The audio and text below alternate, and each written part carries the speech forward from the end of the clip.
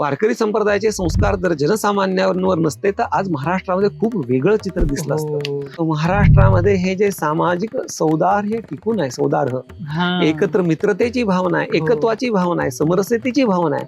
ती समरसतेची सौहार्दपूर्ण वातावरण असण्याची जी गोष्ट आहे ती गोष्ट या वारकरी संप्रदायामुळे घडलेली आहे. वारकरी संप्रदायाचे या महाराष्ट्र देशावरती अनंत उपकार आहेत आणि याच्यामुळेच तर या महाराष्ट्रामध्ये एकता आहे, नाही तर फार अवघड होतं. महाराष्ट्रामध्ये संत परंपरेमध्ये म्हणजे आता कोणाला नावं नाही ठेवायची, तुम्ही उत्तर हिंदुस्थानामध्ये गेला तर या आध्यात्मिक क्षेत्रामध्ये फार गढूळपणा आहे. तेवढा गढूळपणा आपल्या महाराष्ट्रामध्ये नाही आहे, थोड्या प्रमाणामध्ये, पण जेवढा उत्तर हिंदुस्थानामध्ये दिसतो तेवढा इथे नाहीये. कारण की संतांची जी शिकवण आहे की सद्गुरूकडे, देवाकडे माता या दृष्टीने बघणं, पण महाराष्ट्रामध्ये देवभक्तातलं प्रेम हे माता आणि मुलगा या दृष्टीने प्रेम सांगितलं जातं. याच्यामुळे महाराष्ट्राची संस्कृती, संत परंपरा ही विलक्षण स्वरूपाची आहे.